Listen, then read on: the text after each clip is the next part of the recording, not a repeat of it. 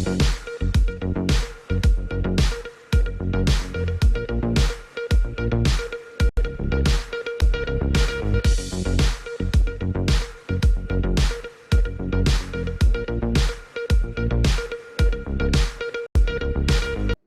आप देख रहे हैं एमडी न्यूज। एमडी न्यूज के मेरदर्शन बुलेटिन में आप सभी का स्वागत है। आज के बुलेटिन के साथ मैं हूं निशा। मैं आपको बताती चलूं, मेरदर्शन चैनल के माध्यम से हर फेस्टिवल की जानकारी आप तक पहुंचाने का पूरा प्रयास रहता है। ईद का फेस्टिवल बहुत नजदीक है और सभी तैयारियां पूरी हो चुकी हैं। मार्केटों को भी बहुत सुंदर तरीके से सजाया गया है। साथ साथ खरीदारों की भीड़ भी मार्केट में पहुंच चुकी है और काफी जमकर खरीदारी करते नजर आ रहे हैं। काफी समय से इंतजार था। एक माह रमजान का होता है। रमजान माह का ये महीना बीतने के बाद जब ईद का फेस्टिवल आता है तो सभी बहुत खुशियों के साथ इसे मनाना चाहते हैं। खुशी मनाते भी हैं और बांटते भी हैं। आप सभी जानते हैं, 2 साल के लंबे समय बाद अब ये मौका मिला है कि सभी खुलकर अपने अपने फेस्टिवल मना रहे हैं। तो वहीं मैं आपको बताती चलूं कि मार्केटों को जिस तरीके से सजाया गया है, सभी तैयारियां चल रही हैं, तो वहीं पुलिस प्रशासन भी अलर्ट है। जगह जगह पर तैनात किया गया है, जगह जगह पर चेकिंग की जा रही है। सभी को नियमों को मानने के आदेश दिए जा रहे हैं कि सभी नियमों का पालन करते हुए जो है कार्य को करें, अपने फेस्टिवल को मनाएं, ताकि कोई भी अप्रिय घटना ना हो। भाईचारे को कायम करके रखें। जी हाँ, मैं भी आप सभी से यही कहूंगी, हम सबको खुशियां बांटनी है, भाईचारा कायम रखना है। हर धर्म से हमें मिलकर रहना है, हर धर्म मिलकर रहना चाहता है। और सबसे बड़ी बात है, ईद का फेस्टिवल है, खुशियां बांटें, खुशियां मनाएं, भाईचारा कायम रखें। और ईद जो हमें 2 साल बाद मनाने का मौका मिला है, कोरोना काल के बाद, आप सभी जानते हैं 2 साल बाद हम ईद मना रहे हैं, तो खुशियों के साथ मनाएं। अब नजर डालते हैं आज की हेडलाइंस पर, जिसके प्रायोजक हैं जूम डिजिटल मूवी वर्ल्ड। आज के समाचारों के प्रायोजक हैं खेमचंद पहलवान, पूर्व सदस्य Uttar Pradesh Congress committee, Arvind Kumar Gupta, Marwari Bhoj, metro plaza, Delhi road, Meerut, doctor Beena Rani Agarwal. CM Yogi का बुलडोजर आज मेरठ में 16 जगह अवैध निर्माणों पर जमकर गरजा। कोतवाली, परतापुर, ईरा गार्डन, माधवपुरम, कई जगह पर नए बन रहे निर्माण व बिजली बम्बा बाईपास पर नीरज मित्तल के अवैध निर्माण को भी एमडीए की टीम ने किया ध्वस्त। शास्त्री नगर स्थित बालेराम ब्रजभूषण सरस्वती शिशु मंदिर में राष्ट्रीय वाणिज्य विज्ञान दिवस के उपलक्ष्य में पोस्टर प्रतियोगिता का किया गया आयोजन। छात्र छात्राओं ने बढ़ चढ़कर लिया भाग। प्रतियोगिता में प्रथम, द्वितीय, तृतीय आने वाले छात्र छात्राओं को किया गया पुरस्कृत। संवाद फाउंडेशन के संकल्प अनसेवा में लगातार 67वें हफ्ते संस्था के सम्मानित सदस्य शिक्षाविद सत्यपाल शर्मा द्वारा मेट्रो प्लाजा पर आने जाने वाले राहगीरों को बांटा गया खिचड़ी का प्रसाद। फाउंडेशन के अध्यक्ष प्रशांत कौशिक ने फाउंडेशन से जुड़े सभी सदस्यों के लिए दिया साधुवाद। कहा, सामाजिक दायित्वों का निर्वहन करना हम सभी का है कर्तव्य। मेरठ कलेक्ट्रेट का भ्रमण करने पहुंचे कृषि मंत्री सूर्य प्रताप शाही। कलेक्ट्रेट में DM Deepak Meena, CDO Shashank Chaudhary, CMO doctor Akhilesh Mohan के साथ की बैठक। आए हुए पीड़ितों की सुनी समस्या। बचत भवन में इंटीग्रेटेड कोविड कमांडर सेंटर का भी किया निरीक्षण। कंकड़खेड़ा मेरठ करनाल हाईवे पर ट्रक और ट्रैक्टर की सुबह 4 बजे हुई भीषण टक्कर। ट्रैक्टर के हुए 2 हिस्से, सड़क पर लगी भीड़, ट्रैक्टर ड्राइवर बचा बाल-बाल। मौके पर पहुंची पुलिस। कंकड़खेड़ा क्षेत्र में चोरी की वारदात रुकने का नहीं ले रही नाम। सुनसान क्षेत्रों, आश्रमों, स्कूलों को बना रहे चोर अपना निशाना। आज कंकड़खेड़ा जीजेवी ग्राम स्थित प्राथमिक स्कूल में चोरों ने किया हाथ साफ। मिड डे मील बनाने वाले सभी बर्तन, 6 सिलेंडर, म्यूजिक सिस्टम किया चोरी। कई आश्रमों में दान पात्रों में रखे पैसे व अनाज भी ले गए साथ। स्कूल स्टाफ ने कंकड़खेड़ा थाने में दी तहरीर। पुलिस काफी समय से कर रही इस चोर गैंग की तलाश। इस बार ईद उल फितर की नमाज शाही ईदगाह में सुबह 7:45 पर की जाएगी अदा। आज शहर कारी सफीक उर रहमान कासमी ने सभी से की अपील। 2 साल बाद अल्लाह ने दिया है खुशी के साथ ईद मनाने का मौका। सभी कोरोना के नियमों का पालन करते हुए ईदगाह के अंदर ही पढ़े नमाज। देश में अमन शांति की करे दुआ, भाईचारा रखे कायम।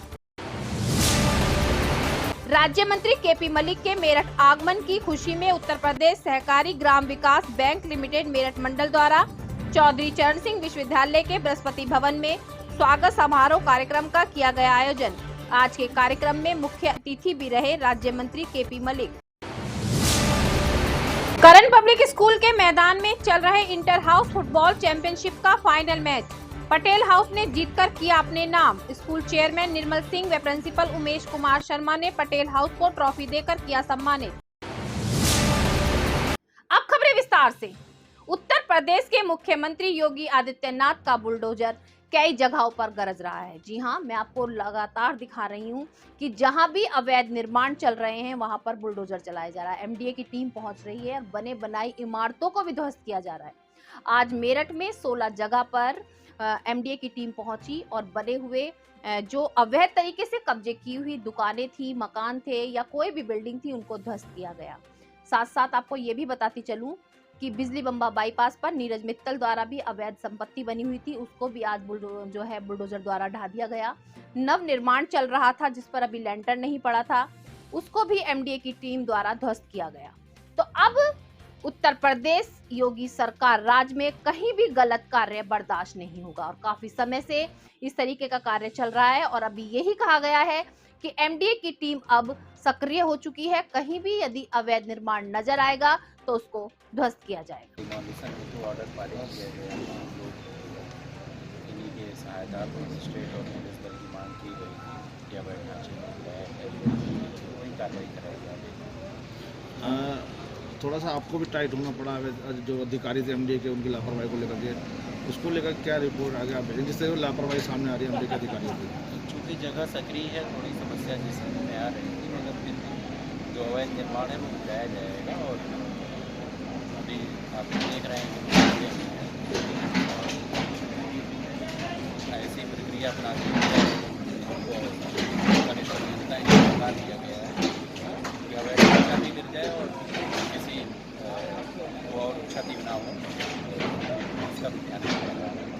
Thank you. मेरा नाम योगेश चंद्रा है। ये अकबर की संपत्ति पे कार्रवाई चल रही है। क्या ये वही अकबर है जो अभी कुछ दिन पहले आसाम पुलिस की मुठभेड़ में हाँ, वही बताया गया है कि वही अकबर है। कितनी दुकानें हैं, कितने जमीन है ये जिस पर कार्रवाई? 13 दुकानें हैं, लगभग 350 स्क्वायर मीटर का प्लॉट है इसका, ये जगह है। इस पर जमीन दोस्त कर दी गई, आप देख ही रहे हैं जब गिरा दिया इसको। अच्छा सर, एक चीज़ ये बताइए कि बिगर नक्शे के किस कारण से ये गिराई जा रही है? क्या ये अवैध बनी हुई है? क्या ये मार्केट जो है अवैध है? बिल्कुल, जो नक्शा पास नहीं कराएगा उस पर ऐसे ही हाल होगा। सर, जिस समय ये बनी थी उस समय क्या एमडीए विभाग के कोई संज्ञान में ये मामला नहीं था? नहीं, संज्ञान नोटिस काटा गया है, सब कार्रवाई की गई है, प्रोसीडिंग में होता है, सबको समय दिया था सुनवाई का। सुनवाई के समय कितने दिन से लगातार आप नोटिस दे रहे हैं? नोटिस इसको जो है धारा 27-28 के दिए जाते हैं। उसके बाद पुलिस वालों को भी नोटिस दिया था, 3 बार पुलिस वालों को भी दिया गया था। उसमें गए थे थाने से, जो लोग जाते हैं लोग रुकवाते हैं काम, लेकिन फिर भी जो है चोरी छुपे लोग कर देते हैं ये। और उसके बाद ये लगभग यहाँ पर श्री नीरज मित्तल द्वारा करीब 750 स्क्वायर मीटर में अवैध रूप से ये फैक्ट्री का निर्माण किया गया था, जिसका कोई स्वीकृत नहीं ली गई थी। तो उसको प्राधिकरण आप जान ही रहे होंगे कि आज शहर भर में अभियान चल रहा है, आज इसको उसी लिए ध्वस्त किया गया। सर, और कितने ऐसे निर्माण हैं चिन्हित किए गए हैं जो ध्वस्तीकरण होने हैं? अभी है तो काफ़ी लिस्ट उसकी बन रही है और अभी भी प्रोसेस में है, और आज ही केवल 16 जगह पे हम एक साथ कर रहे हैं। चोर बदमाश चोरी की वारदात तो कर रहे हैं, ये तो मैं आपको बार बार बता रही हूँ। मकानों को लूट रहे हैं, घरों में चोरी कर रहे हैं, दुकान में चोरी कर रहे हैं, लेकिन अब मंदिर, आश्रम और शिक्षा के मंदिरों को भी नहीं छोड़ा जा रहा। आप सोच सकते हैं कि चोरों का लेवल कितना डाउन हो चुका है कि चोरी करने के लिए शिक्षा के मंदिर में ही घुस गए और वहीं पर हाथ साफ कर दिया। अगर आपको मैं बताती चलूं, कंकड़खेड़ा थाना क्षेत्र में काफी समय से चोरों का ये गैंग सक्रिय है और काफी जगहों पर चोरी की जा चुकी है। पहले भी आश्रमों में दान पात्र से चोरी की गई, अनाज चुराया गया। और अब मैं आपको बताती चलूं, प्राथमिक विद्यालय है कंकड़खेड़े में। प्राथमिक विद्यालय में मिड डे मील बनाया जाता है, जहां पर मिड डे मील बनाने के सभी भगोने, 6 सिलेंडर, म्यूजिक सिस्टम, सब पर चोरों ने हाथ साफ कर दिया। स्कूल स्टाफ ने कंकड़खेड़ा थाने में कंप्लेंट कराई। पुलिस काफी समय से इस गैंग की तलाश कर रही है, लेकिन स्कूल की हालत आप देख सकते हैं कि स्कूल में जो बच्चों का खाना बनना था, आज वो खाना भी नहीं बना। वहां की अध्यापिकाओं का कहना था कि बच्चे भूख से भी रो रहे हैं, क्योंकि हमेशा उनको स्कूल से खाना दिया जाता है। आप खुद सोच सकते हैं कि चोर बदमाश कितनी हद तक गिरकर स्कूल, शिक्षा का मंदिर जैसी जगहों पर भी चोरी कर रहे हैं। हमारे 9 भगोने थे, हमारे 3 भट्टी चोरी हो गई, 6 सिलेंडर चोरी हो गए, और जो खाने पीने का था, टीन वीन रखा था तेल का, वो भी चोरी हो गया। फिलहाल ये है कि बच्चों के लिए कुछ नहीं बचा बनाने के लिए, जो आज हम खाना बनाए। स्कूल में कितने बच्चे, कितने के लिए मिड डे मील बनता है? 215 बच्चे हैं। तो आज भोजन नहीं मिलेगा इन नहीं बच्चों जी, को? आज उन्हें भोजन नहीं मिलेगा। बच्चे रो भी रहे हैं, छोटे बच्चे, कि हमें खाना दो। हम खाना काहे में बनाए, जो एक भी भगोना नहीं छोड़ा, जो उन्हें हम बता देते। 9 भगोने और अब 4 इसलिए प्रधान जी ने सुक्के के लिए भजे बिस्कुट विस्कुट उन्हें खिलाएंगे बच्चों के लिए। भोजन विद्यालय जंगीटी के इंचार्ज प्रधानाध्यापक सर प्रातः जब हमने स्कूल आकर खोला देखा आकर, तो हमारे ऑफिस का ताला जो है टूटा पड़ा था, प्लस रसोई का ताला हुआ था। ऑफिस में से 2 म्यूजिक सिस्टम, अब एकीकरण हमारा सारा, और मोहर, विद्यालय मोहर। रसोई घर में जाकर देखा सिलेंडर, खाना बनाने के बर्तन, खाना प्लस बनाने और खाने के सारे बर्तन, चाय के चायदान इत्यादि। अभी तक हमने जो लिस्ट बनाई है इतनी है। अभी जब जैसे जैसे हम पता करेंगे सर, उतने लिस्ट में और भी सामान बढ़ सकता है। कितने बच्चे स्कूल में हैं और आज से मिड डे मील का क्या रहेगा? सर सब सामान चोरी हो चुका है, तो मिड डे मील तो नेचुरल है कि आज कैसे बनवाएंगे। प्रधान जी से इस बारे में बात करेंगे हम, वो सूखा भिजवाएंगे या क्या करेंगे, बच्चों के लिए कैसी व्यवस्था करेंगे।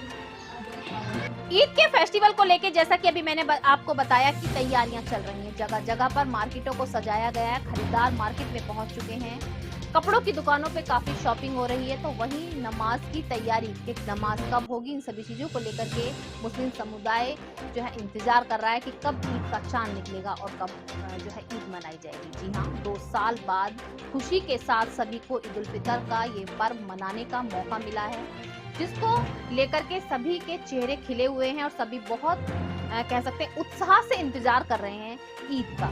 तो वहीं मैं आपको बताती चलूं, आज मेरदर्शन की टीम पहुंची शहरकारी सफीक उर रहमान कासिमी से बात करने और उनसे पूरी जानकारी ली कि किस तरीके से ईद पर जो नमाज पढ़ी जाएगी उसका क्या समय होगा। तो उन्होंने बताया कि सुबह 7:45 पर ईद की नमाज अदा की जाएगी।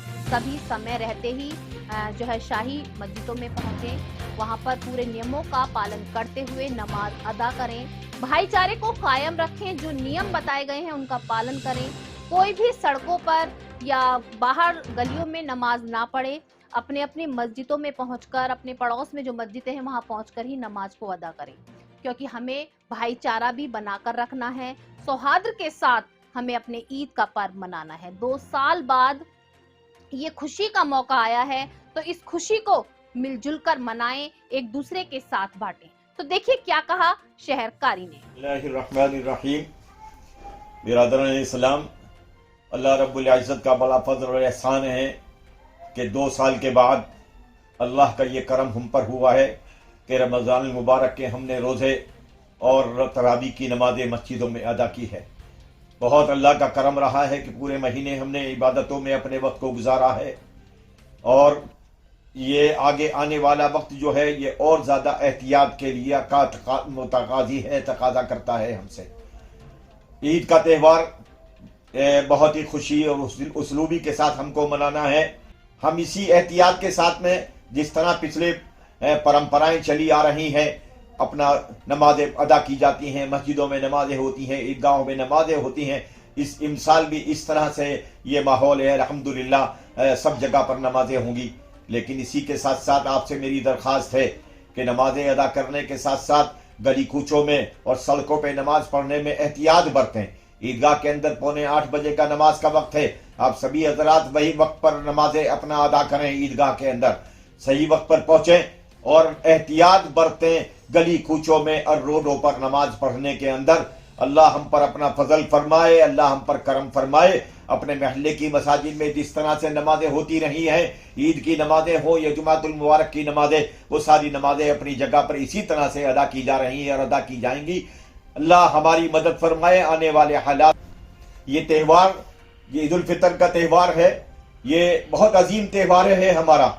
1 महीने की रोजे की अदायगी के बाद में ये त्यौहार मनाने का हुक्म खुद अल्लाह की तरफ से हुआ है। लिहाजा ये त्यौहार आपस में प्यार और मोहब्बत के बांटने के लिए है। हम अपने शहर के अंदर अपने दोस्त अहबाब, इसी तरह अपने बिरादर, अपने जितने वो लोग इस मुल्क में बसने वाले, शहर के बसने वाले लोग हैं, उन सभी को ईद की खुशियों में बराबर शामिल करें और दुआएं करें मुल्क की तरक्की के लिए, मुल्क की हिफाजत के लिए और मुल्क की कामयाबी के लिए। अल्लाह हम सब की हिफाजत फरमाए और इस मुल्क की तरक्की दे और इस मुल्क की भी हिफाजत फरमाए, इस मुल्क में रहने वालों की भी हिफाजत फरमाए, कोरोना की आफतों से हम सबको बचाए। कृषि मंत्री सूर्य प्रताप शाही आज मेरठ पहुंचे। उन्होंने कलेक्ट्रेट में पहुंचकर कलेक्ट्रेट का निरीक्षण किया। साथ साथ आज मेरठ डीएम, मेरठ सीएमओ व अन्य अधिकारियों के साथ बैठक भी की। बैठक के बाद कलेक्ट्रेट में आए हुए पीड़ितों की समस्या सुनी। समस्या को सुनने के बाद जल्द से जल्द उनको सुलझाने का आश्वासन भी दिया। वहीं मैं आपको बताती चलूं कि उसके बाद बचत भवन में कोविड कमांड सेंटर का भी निरीक्षण किया, जायजा लिया कि सभी चीजें पूर्ण रूप से सही हैं, सुरक्षित हैं। किस तरीके से कोरोना पॉजिटिव यदि कोई मरीज आता है तो उसको सुरक्षा दी जाएगी। कॉल हमने भी किया था सर, इसके पास में पैसे नहीं है। वहाँ जो मैडम है जो देख रहे हैं उनके घर भी कोई तैयार नहीं होता और उनके पास से उपलब्ध नहीं है। मैंने डॉक्टरों को बताया कि उनको बुलाया था, बात भी कराई। मैं अभी तुम रुक जाओ और सीएमओ साहब से बोल के कितनी देने के तो कल तुम मेरे पास आई तो थी। मैंने बोला मैं इसको से टाइप करवा सर पैसा नहीं है लगाने के लिए। मैंने कल यही बोला था। मैंने कल बोला तो था कि पैसे की जरूरत नहीं है, चेकिंग होगी कि आप अपनी किडनी दे पाओगे या नहीं दे पाओगे। अगर कोई भी अगर दे सकता है और वो मैच हो रहा है तो उसमें पैसे के लिए नहीं है, वो तो फिर करवाए। ये सर कल आई थी मेरे पास, मैंने बोला अब सर उसके लिए ये भी है कि वेरिफिकेशन होगा। हस्बैंड ने बोल रहे मैं अपनी किडनी वो किडनी भी जब उस पर क्लियर करेगी और वो मैच करेगी तभी वो किडनी दे देंगे। तो कल तुम मेरे पास आई तो थी। मैंने बोला मैं इसको टाइप करवा। संवाद फाउंडेशन वो संस्था है जो समय समय पर जरूरतमंदों की लगातार मदद कर रही है। जी हाँ, हर हफ्ते जो है मदद की जा रही है, जरूरतमंदों को भोजन बांटा जाता है। आज मैं आपको बताती चलूं, संवाद फाउंडेशन के 67वें हफ्ते मेट्रो प्लाजा पर आज खिचड़ी का वितरण किया गया। आने जाने वाले राहगीरों व जरूरतमंदों को खिचड़ी का प्रसाद वितरण किया गया। साथ साथ जो फाउंडेशन के अध्यक्ष हैं उनका कहना है कि जो फाउंडेशन से जुड़े हुए हैं उन सब की मेहनत से आज वो यहाँ तक पहुँच चुके हैं, क्योंकि उन्होंने अकेले इस फाउंडेशन को शुरू किया था, लेकिन देखते देखते 67 हफ्ते हो चुके हैं और प्रत्येक हफ्ते वो किसी न किसी चीज का प्रसाद बांटकर जरूरतमंदों को बांटने का प्रयास करते हैं। आज उन्होंने अपनी संस्था के सभी सदस्यों का धन्यवाद भी किया। आज हम संवाद फाउंडेशन के द्वारा हमारा अन्न सेवा संकल्प चल रहा है और उसके अंतर्गत आज हमारा अन्न वितरण का यहाँ पे बागपत अड्डे पर कार्यक्रम है। ये हमने 1 जनवरी 2021 को शुरू किया था अन्न सेवा संकल्प, और इसके अंतर्गत लगातार 67वें हफ्ते का आज हमारा ये आयोजन है। और ये बहुत ही अच्छा एक कार्यक्रम हमारा चल रहा है जिसमें हमें भरपूर सहयोग मिल रहा है। हमारे जो सम्मानित साथी हैं, हर हफ्ते हम सब मिलकर कहीं ना कहीं मेरठ शहर में किसी न किसी चौराहे पर जो श्रमिक वर्ग है, जो रिक्शा चालक है, जो गरीब वर्ग है, उनके लिए हम अन्न वितरण करते हैं। और हमें ऐसा लगता है कि सभी को कहीं ना कहीं सामाजिक कार्यों में भागीदारी करते हुए अपने सामाजिक सरोकारों के प्रति संवेदनशील रहना चाहिए, जिससे कि जो श्रमिक वर्ग है, जो ठेला खींच रहा है भरी दोपहरी में, उसे हम अन्न के माध्यम से उसका कुछ सहयोग कर सकें। स्कूल कॉलेजों में बच्चों के अंदर छुपी प्रतिभा को बाहर निकालने के लिए समय समय पर कार्यक्रमों का आयोजन किया जाता है। प्रतियोगिताओं का आयोजन किया जाता है जिसमें बच्चे भाग लेते हैं और अपनी प्रतिभा को निखारते हैं। जो उनके अंदर छुपी हुई प्रतिभा है वो बाहर निकल कर आती है। जी हाँ, उन्हीं सभी चीजों को आगे बढ़ाने के लिए हर कॉलेज प्रयास कर रहा है। तो आज मैं आपको बताती चलूं, शास्त्री नगर स्थित बालेराम ब्रजभूषण सरस्वती शिशु मंदिर में भी राष्ट्रीय भौतिक विज्ञान दिवस के उपलक्ष्य में पोस्टर प्रतियोगिता का आयोजन किया गया, जिसमें 92 छात्र छात्राओं ने बढ़ चढ़कर भाग लिया। सभी छात्र छात्राओं ने अपने अंदर छुपी हुई प्रतिभा या अपने दिमाग से अपने कागज पर उतारी बहुत सुंदर सुंदर रंगों से दर्शाया। कॉलेज के प्रधानाचार्य ने सभी बच्चों का उत्साहवर्धन करते हुए उनको आगे बढ़ने की प्रेरणा दी। साथ साथ प्रथम, द्वितीय, तृतीय आने वाले सभी छात्र छात्राओं को पुरस्कृत भी किया गया।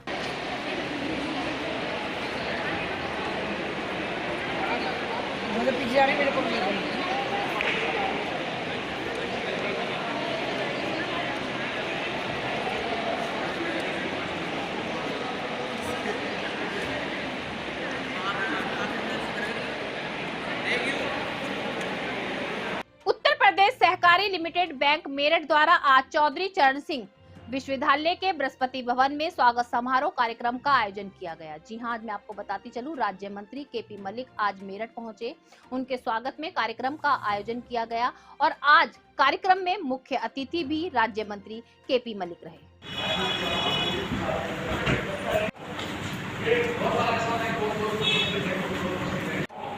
माननीय राज्य मंत्री देशवासी को हमारे मध्य में उपस्थित हो गए हैं और इन्हीं के साथ आदरणीय मैं इसी क्रम को आगे बढ़ाते हुए सबसे पहले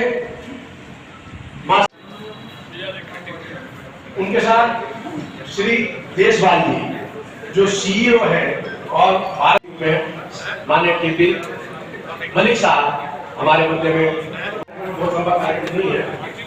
और इसके बाद फिर जो हम सभी लोग हैं, सभी स्टाफ लोग हैं, शाखा अध्यक्ष हैं, विक्रांत पवार जी और नीरज दाली, आपके ऊपर ये व्यवस्थाएं और जिम्मेवारियां हैं, तो आप अपनी व्यवस्था। सड़क सुरक्षा के नियम बनाए गए हैं, लेकिन उसके बाद भी कुछ लोग उन नियमों का पालन नहीं करते और जो बड़े हादसों को दावत दे देते हैं। जी हाँ, कुछ ऐसी ही घटनाएं सामने आती हैं जो नियमों का पालन न करने के कारण बड़ी वारदात को अंजाम दे देती हैं। आज मैं आपको बताती चलूं, मेरठ कंकड़खेड़ा करनाल हाईवे पर तेज रफ्तार में आते हुए ट्रक ने क्रॉस कर रहे ट्रैक्टर में टक्कर मार दी। ट्रैक्टर के 2 टुकड़े हो गए। जी हाँ, ट्रैक्टर 2 हिस्सों में बंट गया। वहां पर काफी भीड़ जमा हो गई। मौके पर पुलिस भी पहुंची। किसी तरीके से ट्रक ड्राइवर ने अपनी जान बचाई। जान का नुकसान नहीं हुआ, लेकिन आप खुद सोच सकते हैं कि यदि कुछ हादसा बड़ा होता तो दोनों ही ड्राइवर बिल्कुल खत्म हो जाते। लेकिन फिर भी कहते हैं ना कि मारने वाले से बचाने वाला बहुत बड़ा होता है। फिर भी बार बार कहा जाता है नियमों का पालन करें, क्योंकि आप सभी का जो जीवन है बहुत अमूल्य है। आप अपने परिवार के लिए पूरी पूंजी है। हाँ, अभी के सामने 2 गाड़ी आ रही थी जी, उसने भद्रा टिपर दिया पर नहीं, उसने अटैक करने के चक्कर में टक्कर मारी। किस चीज़ से हुआ? ट्रक से हुआ। तो आप कहाँ के रहने वाले हैं? क्या नाम है आपका? राजेंद्र लाल। आप कहाँ से आ रहे थे? घर से खेत में जा रहे थे। बना दो।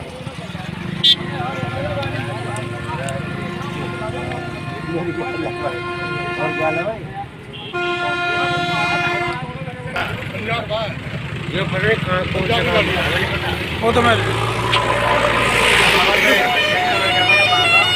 धीरे धीरे बच्चों का रुझान अब खेल की ओर भी बढ़ने लगा है। जी हाँ, जैसा कि मैं आपको समय समय पर बता रही हूँ कि अब हमारे मेरठ से क्रिकेट की ही नहीं, फुटबॉल, हॉकी और खो खो, कुश्ती सभी की टीम तैयार की जा रही है। जी हाँ, मैं आज आपको बताती चलूं, करन पब्लिक स्कूल के मैदान में चल रहे इंटर फाइनल फुटबॉल चैंपियनशिप का आज फाइनल मुकाबला था, जिसे पटेल हाउस ने जीतकर अपने नाम कर लिया। जी हाँ, जीतकर ट्रॉफी को अपने नाम कर लिया। आज स्कूल प्रबंधक प्रधानाचार्य द्वारा पटेल हाउस को ट्रॉफी देकर सम्मानित किया गया। साथ साथ मैं आपको ये बताती चलूं कि अब हमारे मेरठ में खिलाड़ियों की कमी नहीं। हर क्षेत्र में, हर फील्ड में खिलाड़ी बढ़ चढ़कर भाग ले रहे हैं। मैं आपको समय समय पर दिखा रही हूँ कि क्रिकेट की टीम कितने अच्छे से प्रदर्शन करके आई है। अभी मैंने आपको दिखाया कि खो खो की टीम भी प्रदर्शन कर रही है, हॉकी टीम प्रदर्शन करके आई है, तो वहीं फुटबॉल की टीम भी अब करन पब्लिक स्कूल के मैदान पर तैयार हो गई।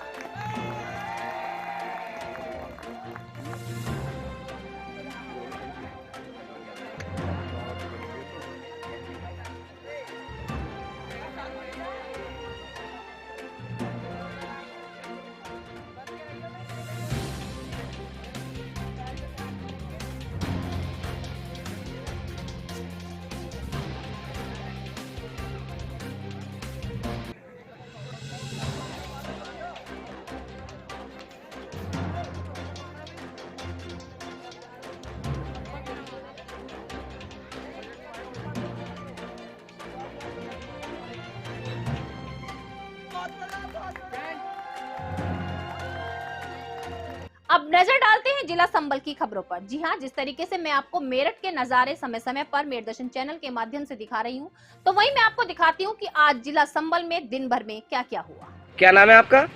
रामवीर सिंह मौर्य। रामवीर सिंह जी, आज आप यहाँ कलेक्ट्रेट आए, क्या मामला है? एक मेरा गांव है भावरू बरखड़ा लक्ष्मीपुर, विकासखंड जुनावी, तहसील गुन्नौर में, और वहाँ पर 6 साल से एक सफाई कर्मचारी तैनात है अशोक कुमार, लेकिन आज तक कभी गांव में आया ही नहीं है। और जब हमने संपर्क किया और बात करी उससे, तो बताया कि हाँ तैनात है अशोक कुमार, जब उससे बात करी तो वो बताता कि मैं तुम्हारे यहाँ तैनाती नहीं हूँ। और भी कई लोगों ने बात करी, बोले मैं आपके यहाँ तैनाती नहीं है मेरी। लेकिन हमने जब उसका लेटर निकलवाया ज्वाइनिंग लेटर, तो वो 6 साल से तैनात है। कभी भी गांव में आज तक गए नहीं। इतनी कीचड़ गांव में, नाली, इतनी गंदगी हो रही है। तनख्वाह, सरकारी तनख्वाह का सरकारी तनख्वाह मजा रहा है। तो आपने संबंध में किसी यहाँ DPRO साहब हैं आपके ब्लॉक में गिन्नौर, कहीं शिकायत की है? जी, हमने अभी DM साहब के लिए, माननीय जिलाधिकारी जी के लिए प्रार्थना पत्र दिया और तमाम गाँव के लोगों ने उसमें शिकायत की है और DPR साहब को बताया है। क्या नाम है सफाई कर्मी का? नाम क्या है? अशोक कुमार पुत्र रामचंद्र। ये किस गांव में तैनात है? ये भावरू बरखेड़ा में तैनात है, विकास खंड चुनावी। मेरठ दर्शन के बुलेटिन में आज बस इतना ही। तेज और ताजा खबरें जानने के लिए देखते रहिए मेरठ दर्शन। यदि आप भी हमारे साथ जुड़ना चाहते हैं तो नीचे दिए गए नंबर पर संपर्क करें और सब्सक्राइब करें MD न्यूज मेरठ।